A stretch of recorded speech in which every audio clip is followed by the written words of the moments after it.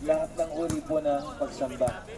Hindi po tayo sasamba sa mga Diyos-Diyosan, sa mga bato, sa anito, sa bagay na inanyuan, nililok, kinulayan, hinugisan ng kamay ng tao, kundi ang usara na Ginoo, sa Bisaya pa, ang ating pong pag-uukulan ng tiyak na pag-ampo, na naniniwala tayo na siya lamang ang ating pag-uukulan ng lahat ng uri ng pagsamba. Hindi tayo sasamba sa Diyos-Diyosan, sa bato, sa anito, sa bagay na nililok, kinulayan, hinugisan ng tao. Bagkos ang sasambahin lamang natin ay ang nag-iisang tunay na Diyos na tagapaglikha.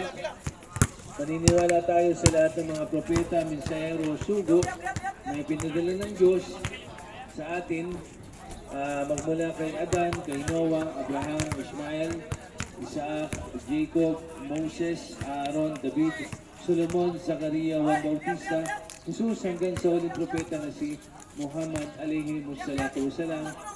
Iisa lamang po ang mensahe ng lahat ng mga propeta. Ito po ay ang pagsunod, pagtalima, pagpapasakop sa nag-iisang tunay na Diyos na